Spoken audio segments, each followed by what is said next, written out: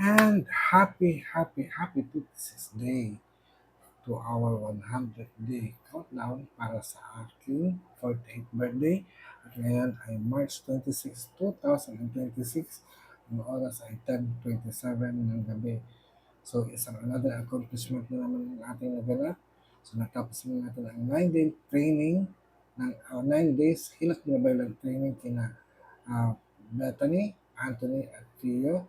At kanina is napakagandang graduation ceremony at nagkaroon kami ng talagang festival. Fiesta talaga ang aming naging lunch. No? And from our lunch, talagang natutuwa ako dahil kasi nagustuhan nila ang pagkain natin.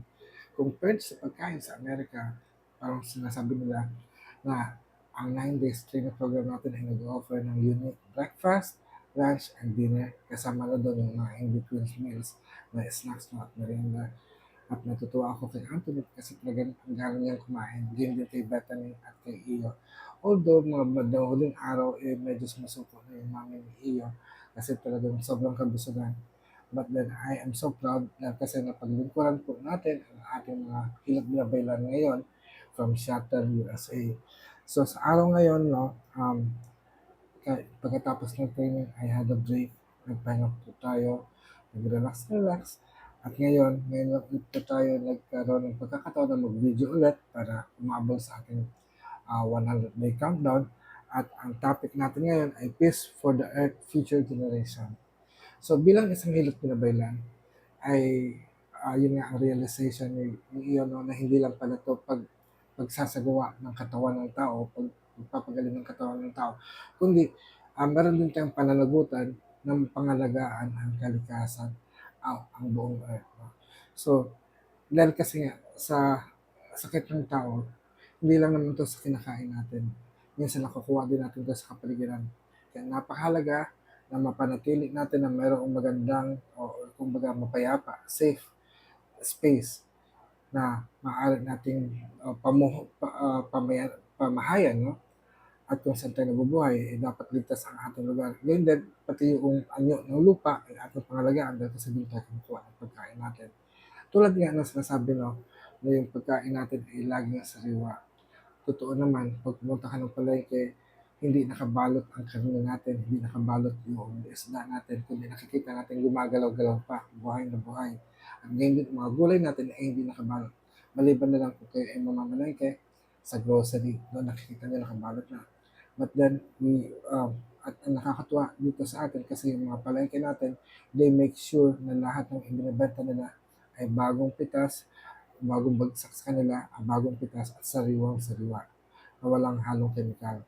Yun na rin kasi parang pinag-iisip ko na pag mga estudyante pumupunta dito, tinatanong ko sa kanila kung meron ba silang food restriction, kung meron ba silang mga allergies sa pagkain, kung sila ba ay vegan, vegetarian, or etc.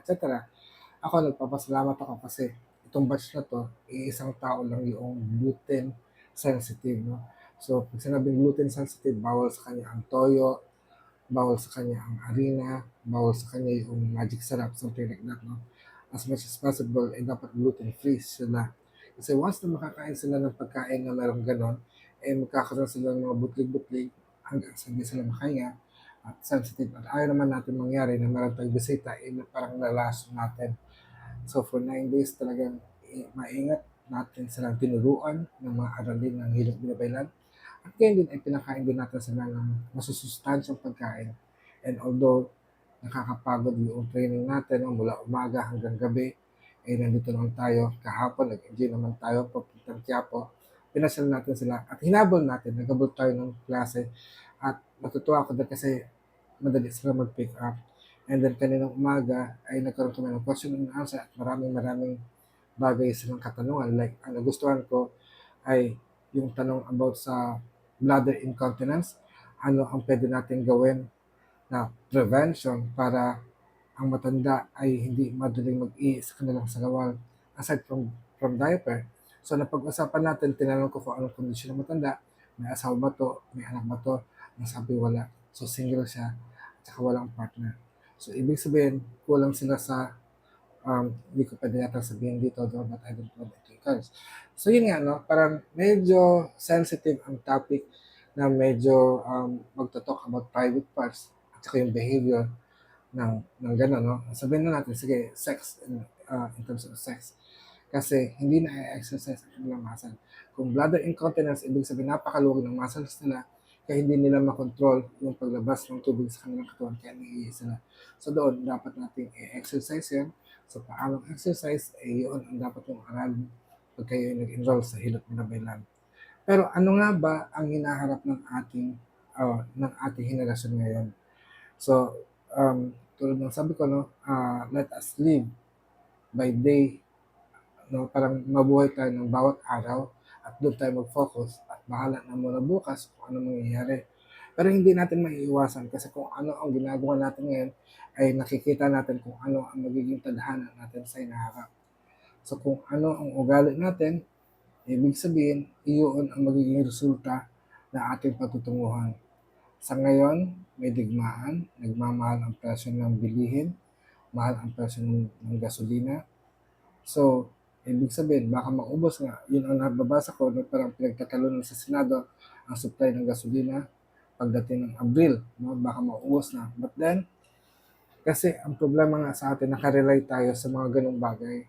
So sana tayong lahat, ikaw, ako, ay makapaganda rin kung paano natin mapapanatili ang comfort, ang ginhawa sa ating buhay nang hindi umaasa sa mga imported products. I think we start to learn how to plan na maging resourceful, paano natin papaginhawain ang ating buhay. Pero ang hirap gumawa ng kuryente, mahirap din gumawa ng tubig. Although ang tubig ay libre, ang hangin ay libre, hindi ko na lang alam kung ika'y nahirapang huminga, kailangan mo ng oxygen tank, do'n ka bibili. Pero wag na nating hayaan na dumating tayo sa gano'ng pagkakataon. So ngayon pa lang, ayusin na natin, alagaan natin ang ating katawan, huwag tayong masyadong umasa sa kung anumang tulong na ibinibigay ng gobyerno, huwag rin tayong umasa sa mga makabagong teknolohiya. Kasi baka pagdating ng panahon, lalo na ito ang kinatatakot ko nga, baka mamaya ang pag-YouTube natin, ang pagbibideo natin, eh kailangan na rin natin magbayad. Pero sa ngayon, habang libre pa ang lahat, mag-impok tayo, magsikap tayo, mag-aral tayong maigi. Oo, kahit hindi ka nakapagtapos o nakapunta sa eskwelahan, kailangan mo rin mag-aral. Aralin mo paano mabuhay ng maayos nang hindi tayo nanlalamang ng kapwa, na hindi panay hingi-hingi. Kumbaga, gamitin mo ang sariling diskarte. Gamitin mo ang sariling diskarte para magkaroon tayo ng magandang kinabukasan. Ako po, sinasabi ko rin sa lahat na hindi naman tayo graduate ng college, tayo lang ay marunong magbasa at magsiyasat.